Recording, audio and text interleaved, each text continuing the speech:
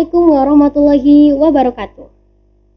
Halo Sobat Pasi, kembali lagi di Podcast Pasi, Suara Hukum Syariah Muda, tempat kita mengobrol santai tetapi tetap berilmu, yaitu soal dunia hukum dan dinamika di dalamnya bersama saya Dia Azhara Siregar, Prodi Hukum Keluarga Islam. Nah, episode kali ini kita bakalan bahas tentang dunia hukum yang sering buat mahasiswa hukum itu bingung, yaitu dunia perdata dan pidana. Banyak mahasiswa hukum itu bertanya nih, apa sih perbedaan perdata dan pidana dan bagaimana cara kita tetap menjaga integritas dan profesional kita di tengah kerasnya praktik hukum. Dan gak kalah serunya, kita di sini bakal ketemu dengan tamu istimewa, yaitu beliau adalah Bapak Bundaharo Saifuddin SHMH. Dan beliau adalah seorang pengacara dan akademisi yang sudah malang melintang di ranah perdata dan pidana. Assalamualaikum Pak. Waalaikumsalam. Bagaimana kabarnya hari ini Pak? Alhamdulillah sehat. Alhamdulillah. Sebelumnya kami ucapkan terima kasih Pak sudah berhadir di Podcast Pasi. Nah, sebelum kita lebih jauh nih Pak, mungkin boleh diceritakan sedikit tentang perjalanan karir Bapak dari awal Bapak tertarik menjadi pengacara dan sampai sekarang bisa punya kantor sendiri. Ya, kalau saya itu inilah profil jati diri saya ya. Nama lengkap saya udah tahu tadi, Bundaharo Saifuddin SHMH. Saya lahir tanggal 27 Februari tahun 1969. Istri masih satu, kemudian anak tiga. Kemudian saya ini dosen tetap di UMTS, Fakultas Hukum, kemudian dosen berbiasa di UIN, Kota Padang Sidimpuan. Perjalanan karir saya sebagai seorang pengacara itu, saya dulu kerja di Jakarta di perusahaan swasta, kemudian tahun 1998 itu Indonesia terguncang dengan jatuhnya Soeharto. Kemudian saya meniti karir dari dunia pengacara masuk di kantor Sujaan Hasibuan SH. Pertama kali saya di situ asisten, ya ikut-ikutlah. Kemudian tahun 2000 saya pulang ke Sidimpuan. Kemudian saya meniti karir, memulai karir saya sebagai seorang pengacara. Kemudian tahun 2000 saya mendapatkan lisensi dari PT pada saat itu. Kemudian saya beracara. Kemudian tahun 2003 keluarlah Undang-Undang Advokat nomor 18 tahun 2003. Pengacara itu berubah nama menjadi advokat, jadi nggak ada lagi pengacara itu sama dengan advokat. Dan itu wilayah hukumnya itu seluruh Indonesia dan tidak ada masa pensiunnya kecuali meninggal. Kemudian sampai sekarang saya tetap menjadi seorang pengacara. Kemudian saya bergabung dengan Ridwan Rangkuti, kemudian dengan Pak Tris Widodo bergabung. Habis itu saya membuka kantor. Pada tahun 2000 saya membuka kantor namanya Bundaharo Reja. Kemudian di kantor itu ada terdiri dari 5 orang advokat, termasuk saya sendiri. Yang pertama itu saya, kemudian Reja, kemudian Fajar Fahli, kemudian Agung, kemudian yang terakhir itu Yusni. Itu ada 5 orang kita di kantor Bara itu. Jadi sampai sekarang kantor Bara itu sudah 4 tahun berdiri. Kemudian menangani perkara ini tidak hanya perdata pidana, tapi juga kita ada keistimewaannya itu sebagai mediator. Saya lulus sertifikasi mediator ini sekitar tahun 2019.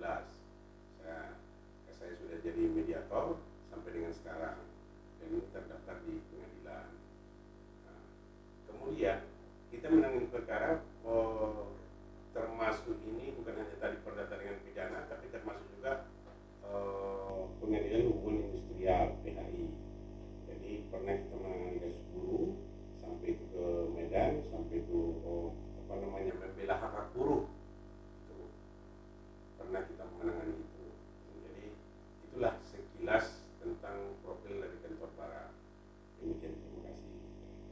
Nah, terkait dengan perdata dan pidana nih Pak, masih banyak mahasiswa hukum itu bingung terkait dengan perdata dan pidana. Jadi menurut Bapak, apa sih perbedaan kasus antara perdata dan pidana itu dalam praktiknya? Baik, kalau kita berbicara hukum pidana dan hukum perdata ini jelas berbeda. Jadi kalau hukum pidana ini adalah hukum yang mengatur pelanggaran hukum, yang dilanggar itu hukum positif, kemudian yang dirugikan itu adalah negara, itu jelas. Jadi apa di situ ada sanksi. Sanksinya itu bisa dia pelanggaran atau denda, bisa dia yang satu lagi ya masuk penjara. Gitu. Jadi apa hubungannya dengan hukum publik. Jadi kita berhadapan dengan publik. Jadi itu kalau hukum pidana. Tapi kalau hukum perdata itu hubungan privat. Penyelesaian perkaranya secara privat. Artinya bahwa hubungan hukum itu individu dengan individu. Jadi penyelesaian perkaranya itu hanya dengan contoh kasusnya ini ya seperti wan prestasi. Jadi individu sama individu. Jadi kalau tadi pidana itu enggak. Kalau negara itu ada hukum yang dilanggar, ada sanksi dan ada akibat hukumnya. Jadi makanya disebut di dalam hukum pidana itu pelanggaran hukum. Kalau dia nanti perdata itulah perbuatan melawan hukum, berarti ganti rugi. Nah, itu dia perbedaannya. Kalau hukum pidana dengan perdata. Oke Pak, jadi Pak dari beberapa kasus yang sudah Bapak tangani nih, baik itu perdata maupun pidana, tentu kan Pak banyak nih tekanan, apalagi misalnya kasusnya itu besar atau yang sensitif gitu. Jadi bagaimana sih cara Bapak itu tetap menjaga integritas dan profesional Bapak itu dalam masalah perdata maupun pidana Pak? Jadi ini kalau kita mengkategorikan itu, kalau kita menangani kasus perdata ini apa? Nah, ini hampir sama dengan kasus pidana, cuma nanti ada perbedaan sedikit. Kalau dalam perdata, bagaimana kita menyelesaikan kasus ini? Artinya, apa yang menjadi permasalahan mereka, kita harus mendalaminya. Gitu. Kita harus dalami, kemudian lah kalau misalnya lah ini tentang objeknya ini tanah, kita harus turun ke lapangan melihat tanah ini ada atau tidak, mana batasnya dan sebagainya dan sebagainya. Itu kalau tentang perdata. Kalau pidana, bagaimana kita menganalisa hukum itu untuk kepentingan pembelaan terdakwa itu di persidangan. Jadi kasus yang ada sama dia, kita memikirkannya. Itu kalau pidana. Bagaimana untuk menyelesaikannya? Bagaimana untuk membela hak dia di persidangan? Jangan sampai hak-hak dia ini dikucilkan atau tidak seimbang. Makanya dalam hukum itu apa? Equality before the law, dia bilang. Apa? Persamaan hak di depan hukum. Yang namanya masyarakat awam, dia nggak ngerti. Jadi itulah kehadiran seorang advokat di situ diperlukan. Jadi kadang-kadang kita salah menafsirkan, kadang-kadang orang itu bilang ya advokat itu membela yang bayar, atau advokat itu sudah tahu salah dibela. Nah, jadi sebenarnya advokat itu bukan untuk itu. Gitu. Hadir dia di situ adalah untuk membela hak-hak lainnya, supaya jangan terjadi kriminalisasi terhadap dia, kriminalisasi hukum terhadap dia. Jadi banyak masyarakat awam ini tidak ngerti.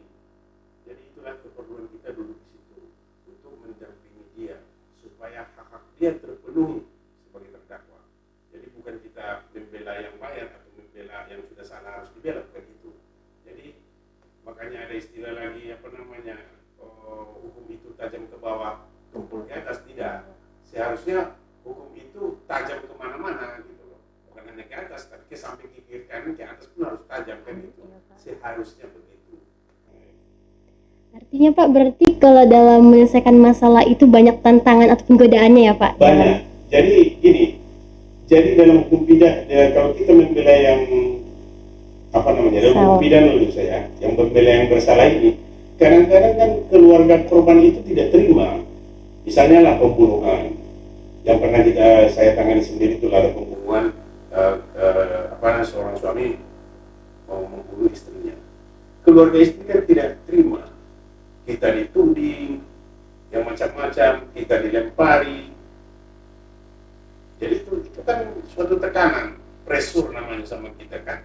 Tapi kita juga kan punya yang namanya kita punya integritas, punya ini ya.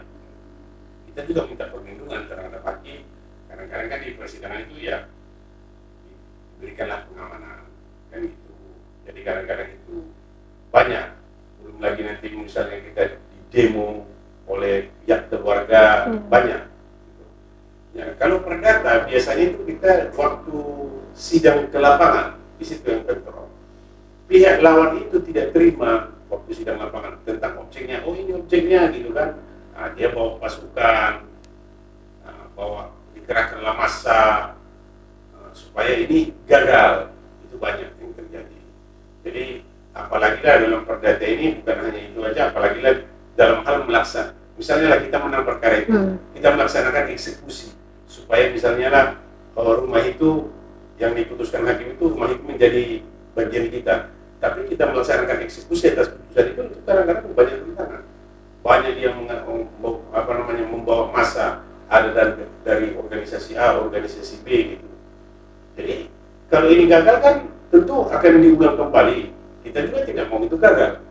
Nah, itu kan suatu tantangan yang berat. Permasalahan orang kita selesaikan gitu kan. Ya, itu cukup berat, apalagi lagi di lapangan. Kita nggak tahu mana kawan, mana lawan, nggak tahu. Sama-sama terjun di lapangan kan itu. Oke lah kalau mereka mungkin pakai seragam kita tahu. Tapi kalau mereka tidak pakai seragam, kita nggak tahu. Sementara masyarakat itu berbaur semua dengan kita. Makanya saya katakan tidak tahu kita mana kawan, mana lawan. Itulah kalau di lapangan ini. Itulah salah satu tantangan bagi perdata hukum pidana. Membahas tentang persidangan nih Pak, apakah ada perbedaan ketika di ruang sidang itu terkait dengan kasus perdata dan pidana? Misalnya Pak, dalam memberikan argumen menghadapi saksi dan ketika berinteraksi dengan hakim misalnya Pak? Ya, kalau kita itu yang penting ini misalnya apa kasusnya kita harus dalam pertama seperti ini. Kemudian apa upaya yang kita lakukan? Upaya misalnya kalau pidana itu apa upaya pembelaan terhadap dia? Tentu kita harus mengumpulkan juga bukti-bukti agar misalnya dia tidak bersalah apa saja gitu kan. Kita hadirkan saksi. Saksi yang meringankan sama dia itu apa gitu kan. Jadi ada di dalam hukum pidana itu kan ada disebut saksi adecat. Jadi saksi yang menguntungkan gitu. Tapi orang-orang itu, masyarakat awam itu selalu bilang itu saksi yang meringankan, bukan, tapi itu saksi yang menguntungkan. Berbeda meringankan, berbeda menguntungkan. Kalau meringankan nanti ada pula saksi yang memberatkan kan itu. Nah, sementara saksi yang dihadirkan oleh jaksa itu adalah saksi fakta. Nah, dia yang melihat, dia yang merasakan kan itu, dia yang apa semua. Nah, sementara kalau kita kan saksi adecat yang menguntungkan. Nah itu. Jadi bagaimana kita membela dia di persidangan itu? Nah, inilah yang harus kita dalami. Kemudian bagaimana kita untuk memperdebatkan saksi itu? Apakah saksi itu layak untuk dijadikan saksi di persidangan atau tidak? Di dalam hukum pidana itu kan ada macam-macam saksi, ada yang tidak boleh didengar keterangannya sebagai saksi. Nah, jadi ini yang kita harus cermat sebagai advokat itu, kita harus melihat apakah dia ada hubungan pertalian darah yang cukup erat sampai derajat ketiga. Itu harus kita tahu. Jadi kalau sampai derajat ketiga itu dia tidak boleh dijadikan sebagai saksi karena dianggap dia sudah memihak. Tentu kita mengajukan keberatan. Itu salah satu argumen. Nah, kemudian mungkin istri sekaligus sudah bercerai itu juga tidak dapat dijadikan saksi. Nah itu dilarang. Nah, kita adu argumen lah. Kita ajukanlah argumen kita kepada hakim terhadap saksi ini. Nah, ada lagi mungkin saksi ini menurut kita dia memberikan keterangan palsu, bisa juga kita ajukan sebagai advokat, sebagai pengacara daripada klien ini kita punya hak di sana. Kita keberatan saksi ini kita lihat beda dia jawab tadi sama jaksanya, beda dia jawab sama hakimnya, beda dia jawab sama kita kalau bertanya. Jadi ada 3 jawaban, kita ragu yang mana yang benar ini kan itu. Jadi menurut kita mungkin dia itu bisa diajukan sebagai saksi palsu ya kita ajukan. Nah, itu kalau adu argumennya secara pidana di persidangan. Kalau perdata kalau di persidangan itu juga hampir sama. Dihadirkan saksi dalam ini, dia tahu nggak objek yang diperkarakan itu. Jadi ada saksi itu, ya dia hanya diceritakan, kemudian dibayar supaya dia mau jadi saksi, tapi dia nggak pernah tahu objeknya di mana. Dia hanya tahu, oh di sana objeknya. Begitu ke lokasi dia nggak tahu yang mana tanahnya. Dia nggak tahu menunjukkan tanahnya, objek perkara itu di mana. Itu banyak. Nah, kemudian juga ada lagi seperti prestasi kemarin itu. Dijaminkan itu adalah rumah. Begitu kita tanya di persidangan, tahu rumah yang mana yang dijaminkan, tahu mana alamatnya ini. Tahu. Begitu kita ke sana, mana rumah itu, dia nggak tahu yang mana rumahnya. Karena sama semua, yang namanya ruko yang dijaminkan itu sama semua, sama catnya, sama bentuknya, ukurannya sama. Bingung dia yang mana. Karena di ruko itu kebetulan tidak ada nomor. Misalnya ada nomor-nomornya itu nggak ada. Jadi dia pun bingung. Itu saya katakan dia yang sendiri tidak tahu. Dia sendiri tidak, tapi dijadikan sebagai saksi. Jadi ini, makanya saya katakan tadi, perlu kita mendalami materinya, perlu mendalami apanya, pasal yang diterapkan itu, supaya kita mengerti apa yang harus kita tanyakan di dalam persidangan. Apa argumentasi kita, bagaimana dia secara mendalam mengetahui daripada, misalnya tadi kemampuan prestasi, sejauh mana, utang piutangnya sejauh mana, apa jaminannya, sudah dibayar berapa kali, harus tahu saksi itu. Itu kadang-kadang yang jarang ditemukan. Kemudian kalau saksi ini hanya didengar cerita dari orang lain, itu bukan saksi. Nah, itu disebut dalam hukum itu adalah testimonium de auditu. Keterangan saksi ini yang didengar dari cerita orang lain. Gitu. Jadi dia tidak melihat, tapi diceritakan. Misalnya, nanti kalau dari saksi ini aja ya, kalau kau jadi saksi, nanti ceritakan begini-begini aja. Nah, sementara dia nggak tahu. Nah, itulah yang disebut dengan testimonium de auditu. Jadi, keterangan saksi ini tidak mempunyai nilai di dalam hukum. Nah, itu dia. Jadi, kalau di dalam hukum pidana, itu kan minimal 2 saksi. Nah, kalau minimal 2 saksi itu dalam hukum pidana, kalau misalkan cuma satu saksinya, itu disebutnya lulus testis. Jadi satu saksi bukan saksi. Nah, itu dia. Jadi banyak tantangan yang dihadapi sebenarnya di dalam persidangan itu. Jadi itu saya katakan tadi, bagaimana seorang advokat itu bukan harus tahu semua pasal-pasal itu, tidak. Jadi bagaimana kita mendalaminya, apa kasusnya, kemudian bagaimana kita cara penyelesaiannya. Gitu. Jadi kalau di kantor saya itu misalnya ini diterapkan ini apa? Misalnya lah, ini pasal 3 dan pasal 2 tentang tindak pidana korupsi. Nah, kita tim ini duduk sama di kantor itu, kita bedah kasusnya. Nah, kenapa diterapkan pasal 2? Kenapa diterapkan pasal 3? Jadi kita berlima itu duduk. Nah, silakan mengeluarkan pendapat, baru kita buat catatan-catatannya. Jadi apa yang kita tanyakan di persidangan, baru kita buat. Jadi kita bedah kasus itu sebelum kita menuju ke persidangan. Jadi baik perdata maupun pidana itu kita bedah. Kalau pidana kita buat sketnya, apa gambarnya, kayak mana posisi tanah itu kita gambar. Setelah digambar mana batas-batas, berapa luasnya. Ini nggak cocok dengan surat yang ada, nggak cocok. Nah, kita terjun ke lapangan, turun tim, kita lihat, panggil yang punya, mana patoknya. Di mana titiknya? Sini titik nolnya, oke. Nah, berapa ke sana? Ukur. Berapa ke sini? Ukur. Berapa? Biar dapat semua luasnya. Itu kalau dalam perdata. Jadi kita harus tahu gitu. Jadi sebelum kalau kita di kantor itu sebelum untuk sidang, kita bedah itu kasusnya satu persatu.